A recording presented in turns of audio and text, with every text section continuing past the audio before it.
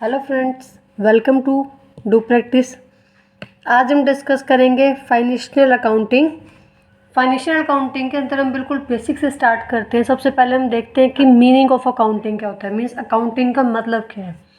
उससे पहले हम छोटे से एक बात समझते हैं कि अकाउंटिंग हम पढ़ ही क्यों रहे हैं, मतलब अकाउंटिंग की क्या ज़रूरत है। तो फॉर एग्जांपल अगर हम बात करें, अगर हमें पॉकेट मनी मिलती है, जैसे हमें पॉकेट मनी मिलती है, तो अगर मान के चलो कि हमें पर मंथ 300 रुपये की पॉकेट मनी अगर हमें मिल रही है पर मंथ, तो हम जब वो मंथ ख़त्म होता है तो हम ये देखते हैं कि उस 300 रुपये में से हमने कितना पैसा खर्च किया है, कितना पैसा हमने बचाया है। क्या जो हमें 300 रुपये मिले थे वो हमने सारे यूज़ कर लिए, सारे खर्च कर दिए, या जो हमें वो 300 रुपये मिले थे उसमें से हमने 50 रुपीज़ बचाए हैं, सेव किए हैं, या जो वो हमने सारे पैसे एक ही बार में खर्च कर दिए। तो हम जब हमारा महीना जो है एंड होता है तो हम ये चेक करते हैं कि उस 300 रुपये में से कितने पैसे हमने सेव किए हैं, कितने पैसे हमने खर्च किए हैं। सेम बिजनेस में होता है, जब कोई बिजनेसमैन अपनी कैपिटल लगा के, जब वो अपनी पूंजी लगा के बिजनेस शुरू करता है। अब जैसे एक टाइप से हमें जो 300 रुपये मिले थे वो हमने एक हमारी कैपिटल हो गई। हम बात करें नॉर्मली कि हमें 300 रुपये मिले, अब उसमें से हमें 300 रुपये को कैसे यूज़ करना है वो हमारे पे डिपेंड करता है। तो सेम बिजनेसमैन के, जब कोई बिजनेसमैन होता है तो वो जब बिजनेस स्टार्ट करता है तो वो कुछ ना कुछ पैसा लगा के, कुछ ना कुछ जो वो पैसा लगाता है स्टार्टिंग में बिजनेस में, उसी को हम कैपिटल कहते हैं, जो उसका पैसा खुद का होता है। अब जैसे अब मुझे कोई बिज़नेस स्टार्ट करना है, मेरे पास एट प्रेजेंट 1 लाख रुपीज़ है, तो मैंने उस 1 लाख रुपीज़ से बिज़नेस स्टार्ट कर लिया। तो जब मेरे जो 1 लाख रुपीज़ जो है, जब जिस ईयर में मैंने वो स्टार्ट किए थे, तो हमेशा हम चेक करते हैं at the end of year कि जो मैंने बिज़नेस में पैसे लगाए थे उसमें से मैंने कितना प्रॉफिट कमाया है या मेरा को लॉस हुआ है। मतलब मैंने उस 1 लाख में कुछ ऐड किया है, मैंने उसमें से कुछ माइनस किया है। अभी मेरे को अगर प्रॉफिट होगा तो 1 लाख 5,000 10,000 रहेंगे मेरे, और अगर मुझे लॉस हुआ होगा तो मेरे उस 1 लाख में से रुपए जो है कम हो गए होंगे। जितना मैंने पैसा लगाया था उस पे मैंने उस पैसे से मैंने कितने की सेल की है, कितने का मैंने प्रॉफिट कमाया है, या मुझे लॉस हुआ है, कितने की मैंने परचेज़ की है, कितना मैंने सेल किया है, कितने जो 1 लाख में से कितना पैसा मेरा एक्सपेंसेस में हुआ है। तो बिजनेसमैन भी इन चीज़ों को पता करता है at the end of year.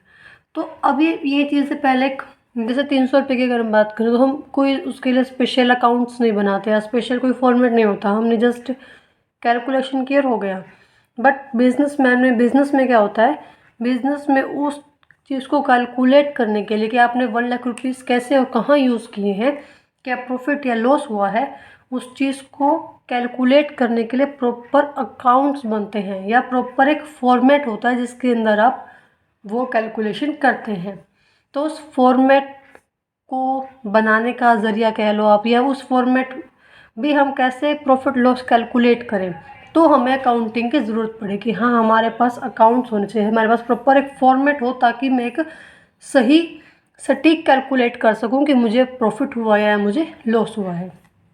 तो ये तो हो गया हमारा नीड ऑफ अकाउंटिंग कि हमें अकाउंटिंग की ज़रूरत ही क्यों है। अब बात कर लेते हैं, हमें पता चल चुका कि हमें अकाउंटिंग की ज़रूरत ही क्यों है, क्योंकि हमें एक प्रॉपर फॉर्मेट चाहिए ताकि हम अपना प्रॉफिट लॉस कैलकुलेट कर सकें।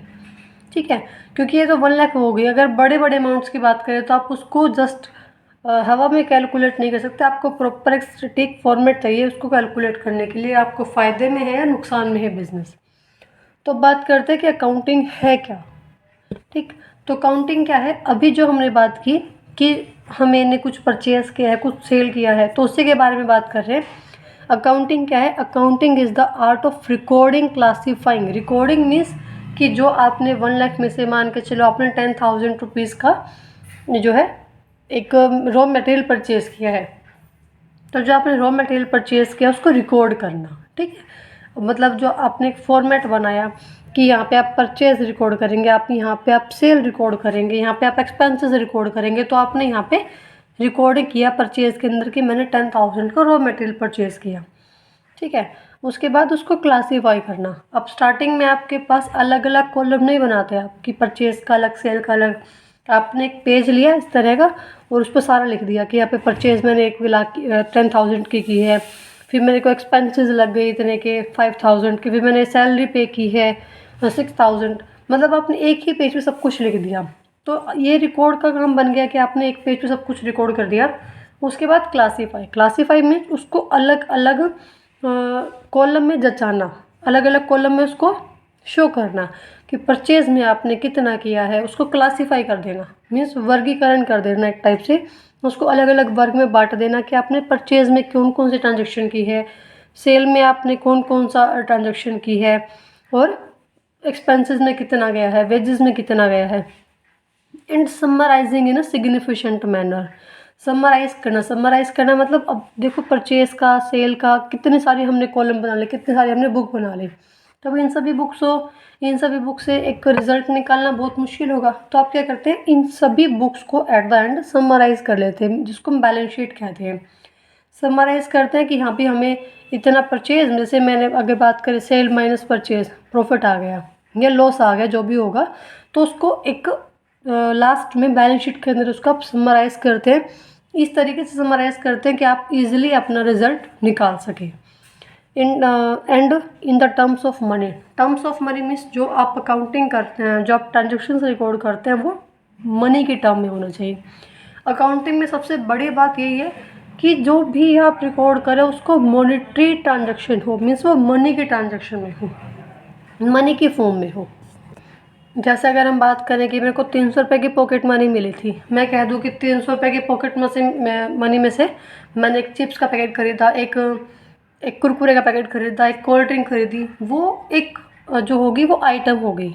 उसको आप रिकॉर्ड नहीं कर सकते, ये नहीं पता चलेगा। जैसे अब मैं बात करूँ कि 300 में से मैंने कितने पैसे बचाए, अगर मैं 300 में से माइनस करने लगूँ, कुरकुरे मैंने परचेज़ किए, चिप्स मैंने परचेज़ की, कोल्ड ड्रिंक मैंने परचेज़ की, तो फिर आप उसको क्या बताओगे कि क्या आपको क्या बचा या नहीं बचा? नहीं, ये एक आइटम है। आपको क्या करना पड़ेगा, इनको मनी फॉर्म में लेके आना पड़ेगा कि ये 10 रुपये का कुरकुरा था या 10 रुपये की चिप्स थी, 40 रुपये की कोल्ड ड्रिंक थी। मीन्स जो भी आप ट्रांजेक्शन्स रिकॉर्ड करो अकाउंटिंग में, उनको मनी टर्म में रिकॉर्ड करो, ताकि आप ये बता पाओ कि मेरे पास पैसा जो बचा है, तो जो पैसा बचा हुआ है वो कितना बचा हुआ है, वो प्रॉफिट है या लॉस है। इसी वजह से अकाउंट्स में जो भी हम टर्म्स को रिकॉर्ड करते हैं वो मनी फॉर्म में होने चाहिए, ताकि उनको पता लगा पाओ कि उसका जो एट द एंड कितना फ़ायदा, कितना बिजनेस में नुकसान हुआ है। अगर हम बात करें फॉर एग्जांपल, एक बिजनेसमैन कहता है कि मैंने 200 चेयर खरीदी हैं, मैंने 10 टेबल खरीदी हैं, ठीक है। तो अब 200 चेयर और 10 टेबल को वो इस 1 लाख में से कैसे माइनस करेगा? नहीं कर सकते। जैसे हम कुरकुरे चिप्स माइनस नहीं कर सकते, तो वो 200 चेयर्स और 10 टेबल कितने की हैं, तो उसको आप माइनस करोगे। जैसे वो ये कह दे कि जो मैंने 200 टेबल खरीदी है, 200 चेयर जो मैंने खरीदी है, वो 30,000 की है, ठीक है। तो ये आप 1 लाख में से माइनस कर सकते हो, क्योंकि वो मनी टर्म में आ गया। तो एट द एंड कि वो टर्म ट्रांजेक्शन मॉनेटरी टर्म में होनी चाहिए, which are in part at least of or of a financial character, means वो फाइनेंशियल टर्म होनी चाहिए। And interpreting the result thereof financial character. Financial term क्या होती है कि मीन्स वो आप वहाँ पर कुछ पर्सनल नहीं लेके आओगे, जो आपकी फाइनेंस जो मीन्स आपके बिजनेस से रिलेट करेगी उसी को आप ऐड करोगे, और जो मॉनेटरी टर्म होगी उसी को आप रिकॉर्ड करोगे, ताकि आप एट द एंड क्या करो, रिजल्ट को इंटरप्रेट कर सको कि रिजल्ट आपका फ़ायदे में रहा या नुकसान में रहा, ठीक है। तो ये होगा सिंपल सा मीनिंग ऑफ अकाउंट कि अकाउंटिंग है क्या, ट्रांजेक्शन्स को रिकॉर्ड करना एक पेज के ऊपर, उसको फिर क्लासीफाई करना अलग अलग कॉलम में, अलग अलग बुक में, उसको समराइज करना in the form of balance sheet, and at the end result को फाइंड आउट करना कि आप प्रॉफिट में हैं या लॉस में है। मेन बात इसमें ये है कि जो टर्म्स होंगी, वो ट्रांजेक्शन्स होंगी, वो मॉनेटरी नेचर की होंगी, मीन्स मनी फॉर्म में वो होंगी। उसके बाद हम बात करते हैं अकाउंटिंग साइकिल। इससे पहले कुछ कैरेक्टरिस्टिक्स हैं जो हमने मीनिंग में ही कवर कर लिया, उनको सिर्फ हम एक बार पढ़ लेते हैं। फर्स्ट कैरेक्टरिस्टिक्स इसकी आती है कि recording of financial transaction only, मतलब जो आप सिर्फ उन्हीं ट्रांजेक्शन्स को रिकॉर्ड करेंगे जो आपकी फाइनेंस आपके फाइनेंशियल जो आपके बिजनेस से रिलेट करती है। फॉर एग्जांपल अगर हम बात करें कि एक प्रोडक्शन मैनेजर का और जो हमारे बिजनेस में जो हमारा सेल मैनेजर है, उन दोनों में लड़ाई होगी, तो उस लड़ाई हुई उस वो हमारे कुछ मतलब उससे हमारे फाइनेंशियल कोई ट्रांजेक्शन मैटर नहीं करती है, तो उसको आप रिकॉर्ड नहीं करोगे। जो आपके बिजनेस से रिलेट करती है उसी को आप रिकॉर्ड करोगे। ठीक, तो ये हो गई एक बात। दूसरी, recording in terms of money, हम बात कर चुके हैं कि मनी टर्म्स में जो होंगे उन्हीं को रिकॉर्ड करेंगे। थर्ड वन इज क्लासीफाइंग, ये भी हम बात कर चुके हैं कि जो भी आप ट्रांजेक्शन्स रिकॉर्ड कर रहे हैं वो आप एक पेज पे रिकॉर्ड कर रहे हैं, जिस पेज को हम जर्नल कहते हैं, हम आगे पढ़ेंगे। उसके बाद उसको आप क्लासीफाई करते हो अलग अलग अकाउंट में, अलग अलग सेपरेट बुक में, अलग अलग सेपरेट कॉलम में। कॉलम मैंने आपको एग्जांपल बताया, बट इसको हम बुक बोलते हैं, जिसको हम लेजर बुक बोलते हैं। जैसे कि सेल के लिए सेल बुक, परचेज के लिए परचेज बुक, एसेट के लिए एसेट बुक, जो भी आप सेपरेट अकाउंट बनाते हैं। ठीक है। उसके बाद समराइजिंग, जिसको मैंने आपको बताया था कि आप समराइज मीन्स अलग अलग बुक्स, जो अलग अलग अकाउंट्स बनाए आपने सेल का, परचेज का, उसको आप एट द एंड एक ही बुक में एक ही अकाउंट में आप रिकॉर्ड कर दे। इसको हम बैलेंस शीट कहते हैं। एट द एंड जो बनाते हैं 31 मार्च 2000 जो भी आपका सन रहता है। और उसके बाद ये हो गया हमारा समराइजिंग का पार्ट। एक आपका आता है इंटरप्रेटिंग द रिजल्ट। सीधी सी बात है कि आप रिजल्ट निकालोगे जब आप समराइज कर लेते हैं। यहाँ पे जो हमारा आता है समराइजिंग, उसको हम एक टाइप से रिपोर्ट कार्ड जो हमारे स्कूल में मिलते हैं, उसको भी हम कह सकते हैं कि जो आपके रिपोर्ट कार्ड होते हैं, जो आपको 31 मार्च को मिलते हैं, कि आप जिसमें आपका जो है फर्स्ट टर्म का और सेकेंड टर्म का और फाइनल मार्च का जो आपका टोटल रिजल्ट होता है, जिसमें मीन्स आपका फर्स्ट टर्म का जितना एग्ज़ाम है, सेकंड टर्म के जितना एग्ज़ाम है, और जो फाइनल जो आपके एग्ज़ाम रहते हैं उसका सबका निचोड़ आ जाता है। सेम बैलेंस शीट में होता है, जिसमें आपकी जितनी भी बुक्स बनी होती है, जितने भी अकाउंट्स बने होते हैं, उन सबका निचोड़ आ जाता है, उन सबका क्रक्स आ जाता है, जिससे आप फाइनल प्रॉफिट लॉस निकालते हैं। ठीक है। अब बात करते हैं आगे अकाउंटिंग साइकिल की। अकाउंटिंग साइकिल कह लो इसको, या इसको प्रोसेस ऑफ अकाउंटिंग कह लो, बिल्कुल एक ही बात है। क्वेश्चन कहीं से भी बन के आए, दोनों का आंसर एक ही है। या इसको आप प्रोसेस ऑफ अकाउंटिंग कहो या अकाउंटिंग साइकिल कहो। फर्स्ट ऑफ ऑल क्या होता है ट्रांजेक्शन। ट्रांजेक्शन मीन्स आपने कुछ परचेज किया, या आपने कुछ सेल किया, आपने कुछ सैलरी पे की, कोई वेजेस पे किया, कोई इंटरेस्ट मिला, कोई इंटरेस्ट दिया, कुछ भी हुआ बिजनेस में, वो एक ट्रांजेक्शन है। चाहे वो 1 रुपये का हुआ हो और चाहे वो बड़ी अमाउंट का हुआ हो, कुछ भी बिजनेस में होता है तो वो एक ट्रांजेक्शन है। उसके बाद अब ट्रांजेक्शन हो गई, जैसे हमने जो है 10,000 का रॉ मटेरियल परचेज कर लिया। उसके बाद हम क्या करते हैं, उसको ट्रांजेक्शन के बाद उसको करते हैं रिकॉर्ड। रिकॉर्ड का करेंगे एक पेज पे, उस पेज को हम कहते हैं journal.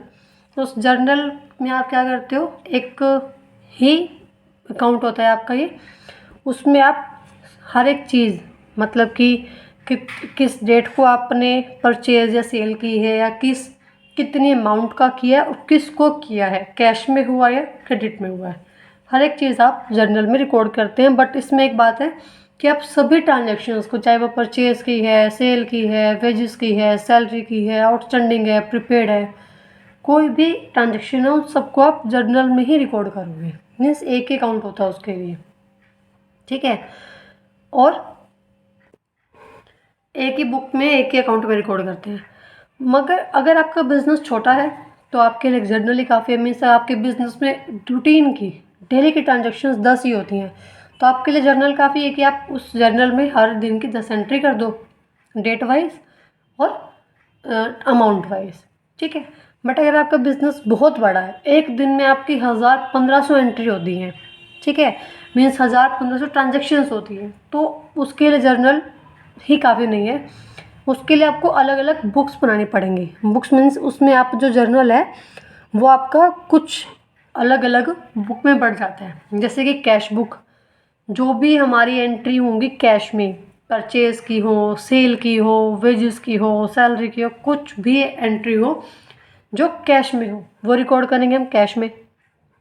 Second one is purchase book, जो भी आपकी एंट्री परचेज की है, अगर वो परचेज की एंट्री मीन्स आपने रॉ मटेरियल परचेज किया है, अगर तो वो परचेज किया है कैश में तो वो जाएगा कैश बुक के अंदर।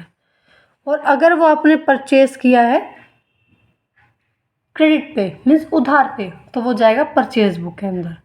सेम सेल बुक में है, अगर आपने कोई सेल की है कैश में की है तो कैश बुक के अंदर, और क्रेडिट पे उधार पे की है तो सेल बुक के अंदर। परचेज रिटर्न, आपने कोई माल खरीदा वो डिफेक्टिव निकल गया तो आप रिटर्न करोगे, मीन्स आपका परचेज किया हुआ माल आप रिटर्न कर रहे हो, तो वो रिकॉर्ड होगा परचेज रिटर्न बुक के अंदर। अगर आपने कोई सेल की है, सामने वाली जो पार्टी है वो कह रही है कि वो माल डिफेक्टिव है तो वो रिटर्न करेगी, तो वो क्या होगा कि मेरा बेचा हुआ माल मेरे पास वापस आ गया, मीन्स सेल रिटर्न। बिल से रिसीवेबल, कि आपने कोई जो माल उधार पे सेल किया है, ठीक है, और सामने जिसको आपने वो माल सेल किया है तो उस पार्टी का अगर नाम रख लेते हैं ABC लिमिटेड, तो उस ABC ने क्या किया, आपको एक बिल से रिसीवेबल मीन्स एक कागज़ पर लिख के दिया है कि मैं आपको इस अमाउंट को ये चीज़ पे कर दूंगा, इतना पैसा पे कर दूंगा, तो वो हो गया बिल से रिसीवेबल बुक में जाएगा। बिल्स पेबल, अगर आपने कुछ उधार पे सामान खरीदा है और आपने सामने वाली पार्टी को कुछ लिख के दिया कि मैं इतनी रेट को इतने अमाउंट पे करूँगा, तो हो गया बिल्स पेबल। 8 general proper. इनमें एक बात रह गई कि जो परचेज बुक है सेल बुक है उसमें सिर्फ वही ट्रांजेक्शन्स आप रिकॉर्ड करोगे जो आपके गुड्स से रिलेटेड होंगे, मतलब कि जो आपकी माल से रिलेटेड होंगी। जैसे कि आपने कोई जो जिस चीज़ का आप काम करते हैं, फॉर एग्जांपल अगर हमारा क्लॉथ का बिजनेस है तो क्लॉथ से रिलेटेड सारी एंट्रीज आप परचेज सेल बुक में करेंगे, ठीक है। अगर आपने कोई मशीनरी परचेज की है तो मशीनरी परचेज सेल करना हमारे बिजनेस का काम नहीं है, हमारे बिजनेस का काम है क्लॉथ को परचेज सेल करना, ठीक है। तो मशीनरी परचेज की है, अब ना तो वो, और परचेज की है हमने उधार पे, अब ना तो वो कैश बुक में जाएगी, ना ही परचेज में, ना ही सेल में, तो उसको हम क्या डालेंगे जनरल प्रॉपर में। मीन्स वो सभी एंट्रीज जो आपकी इन सभी बुक में नहीं आ पाते उसको आप जनरल प्रॉपर में डालते हैं। तो ये होगा एक टाइप से जर्नल ही है ये, बट वो बड़े बिजनेस के लिए होती है जहाँ पर ट्रांजेक्शन्स के अमाउंट ज़्यादा होती है। उसके बाद उसको आप रिकॉर्ड करते हैं लेज़र के अंदर, मीन्स लेज़र के अंदर आप अलग अलग अकाउंट बनाएंगे, जैसे जर्नल में से आप नेक्स्ट अकाउंट बनाते हैं उसके बाद लेज़र, जिसमें सैलरीज अकाउंट अलग होगा।